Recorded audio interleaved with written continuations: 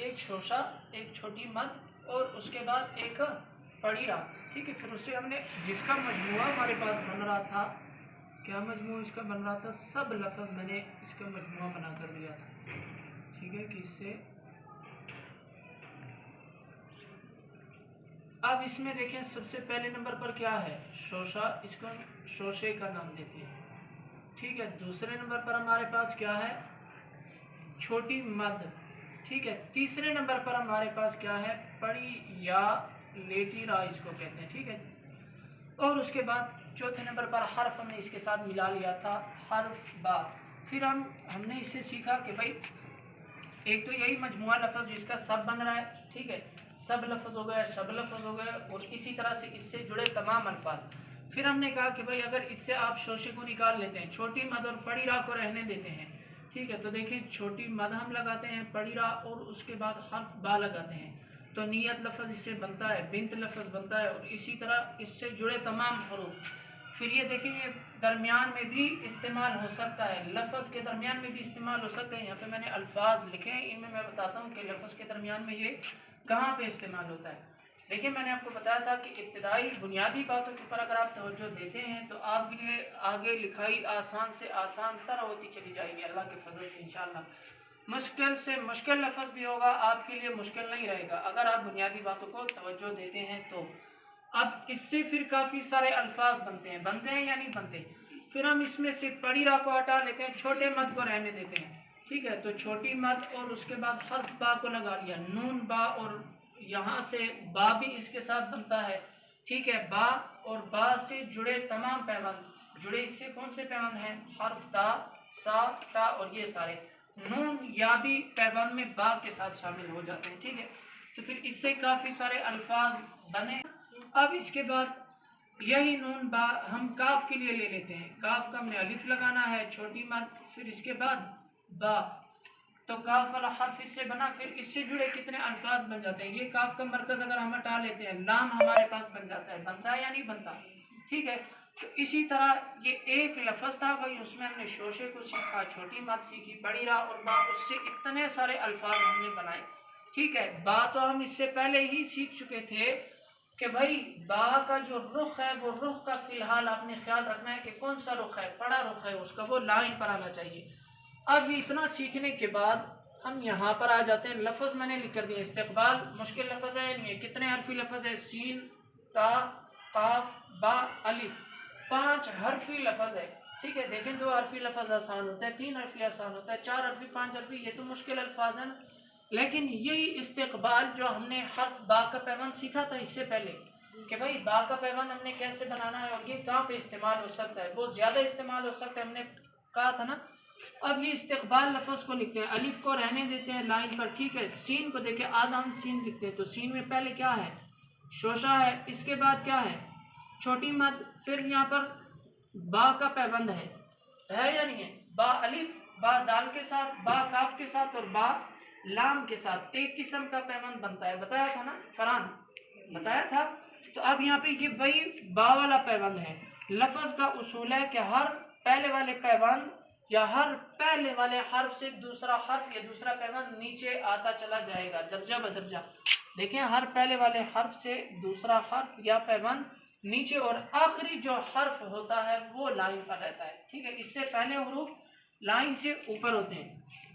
अभी हमने सीन लिख लिया, ये सारी बातें हमने इसमें सीखी हैं। अलबत्ता दरमियान में जब काफ आ जाए ये हमने नहीं सीखा, लेकिन इसके साथ इधर वाले जो हरूफ हैं इस तरफ वाले ये हमने सीखे हैं। दरमियान में अगर काफ आ जाता है तो वो अंदर से खाली रहता है, इसके बाद बा अलिफ लाइन पर रहने देते हैं।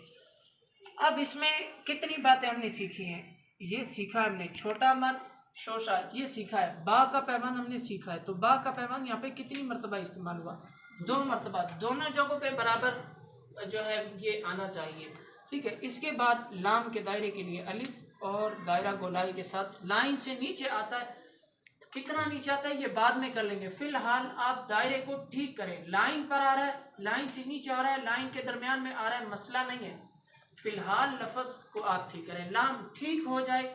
इसी दायरे को आपको मैं अगर कहूँगा कि लाइन पे लिखें, आप लाइन पे लिख सकेंगे, इसी दायरे को मैं कहूँ कि लाइन से नीचे लिखें, अगर आपको लफ्ज़ को ठीक लिखना आएगा तो आप जहाँ कहीं उसको फिट करना चाहें कर सकेंगे। अलबत्ता उसूल ये है कि दायरा बाकी लफ्ज़ों से थोड़ा सा नीचे आता है, ठीक है। अब इसके बाद बुनियादी लफ्ज़ की तरफ आते हैं। तो बुनियादी लफ्ज़ में हमारे पास जो है कोई नया हर्फ नहीं है। अलबत्ता ये हैसियत लफ्ज़ कितना मुश्किल है, इसमें भी कोई जो है नया हर्फ नहीं है। देखें जी, बुनियादी में लिखता हूँ। बुनियादी में सबसे पहले नंबर पर हमारे पास क्या है, बा का पैबंद है या नहीं है, ठीक है। और यहाँ पे पहली नोक से दूसरी नोक ऊपर रहनी चाहिए। उसके बाद क्या है, छोटी मद, फिर क्या है, बा अलिफ का पैबंद, ठीक है। अब इसमें देखें, ये ऊपर, ये उससे नीचे आखिर में लाइन पर आ जाएगा, तो ये बुनियाद लफ्ज़, ठीक है। इसके बाद हैसियत लफ्ज़ पर आ जाते हैं। दायरे को फ़िलहाल नहीं छेड़ते, दायरा इंशाल्लाह अगले चंद एक दो दिनों में बता दूंगा। एक दायरा मैं बना के दूंगा, उसमें सारे दायरे उसी के वज़न पर फिर हम रखेंगे। इसके बाद हैसियत लफ्ज़ को लेते हैं। हैसियत लफ्ज़ में उल्टी मद हमने सीखी है, ठीक है। उल्टी मद लगानी है। इसके बाद क्या है, छोटी मद, फिर क्या है, बा का पैबंद। देखें, इससे हमारे पास फिर एक और हर्फ भी बनता है कि उल्टी मद, छोटी मद, और ये कौन सा, बा का पैबंद है। फिर इसी, मैंने कहा कि इससे कोई नया लफ्ज़ बनता है, वो कौन सा है। जिस तरह के हम लफ्ज़ कभी कभार लिखते हैं, चंद लफ्ज़ लिखते हैं, ठीक है। इसी तरह अगर मैं इससे लफ्ज़ बनाना चाहूँ खंदा पेशानी, तो ये हैसियत लफ्ज़ से मैंने लिया, या हैसियत लफ्ज़ को मैंने यहाँ से लिया, ठीक है। और इसको मैंने बनाया कैसे कि भाई ये उल्टी मद मैंने सीखी थी, छोटी मद सीखी थी, बा का पैबंद मैंने सीखा था, ठीक है। तो इसमें कोई भी नई चीज़ हमारे पास नहीं है, या इसमें कोई मुश्किल हर्फ है, इसको बनाने के लिए कोई मुश्किल है, कोई मुश्किल नहीं है। ये बातें तो हम सीख चुके हैं। अलबत्ता अगर हमने सीखा ना होता तब भी हमारे लिए मुश्किल होता है, या ये कि हम सीख चुके होते इसकी तरफ जो है मुतवज्जे ना कराता, तब भी आपके लिए मुश्किल हो सकता था। लेकिन मैंने सिखाया भी, लफ्ज़ में उनका इस्तेमाल भी बताया, मुतवज्जे भी करा रहा हूँ कि भाई आपने वो पैमान जो आपने सीखा कम है, उससे जो है लफ्ज़ बहुत ज़्यादा बनते हैं। एक दिन में देखें, मैं एक छोटा सा हर्फ बताता हूँ, एक हर्फ बता देता हूँ, सैकड़ों अल्फाज उसके वजन पे रख देता हूँ, उससे बनाता रहता हूँ कि भाई इस लफ्ज़ से ये बनता है, इससे ये बनता है, बनते बनते बनाते सैकड़ों हरूफ अल्फाज हम बना लेते हैं और हमारे लिए मुश्किल भी नहीं रहता। ऐसा है। अब हैसियत लफ्ज़ के साथ यहाँ वाला, ये सब लफ्ज़ में से हम नियत लफ्ज़ को ले लेते हैं। मैंने बताया था कि लफ्ज़ में भी इस्तेमाल हो सकता है, तो हैसियत लफ्ज़ में ये नियत वाला लफ्ज़ इस्तेमाल हो रहा है या नहीं हो रहा। तो अब यहाँ पे देखिए, हमने वही नियत वाला लफ्ज़ यहाँ पे बना देना है, छोटी मद, बड़ी रा, और उसके बाद हर्फ ता लाइन पर। अब एक तरफ हैसियत मुश्किल लफ्ज़ था, हा, या, ता, या और ता, 5 हरफी लफ्ज़ है। एक किस्म का मुश्किल था कि भाई हमने कैसे लिखना है, लेकिन हमने बस चंद एक दो पैमान सीखे, उसके बाद से देखें लफ्ज़ आसान हुआ लफ्ज़ से या नहीं, ठीक है। इसी तरह आगे आते हैं, इस्तेहकाम लफ्ज़ की तरफ आते हैं। तो शोशे हमने सीखे। एक इसमें ये मसला होता है कि सीन के शोशे दंदाने कितने जो है बनाने चाहिए। जिस तरह के इससे आगे मैंने एक लफ्ज़ लिखा है पाकिस्तान, एक लफ्ज़ किसान लफ्ज़ हम लिखते हैं, एक लफ्ज़ क्या लिखते हैं, पीरियड बचा तो नहीं है,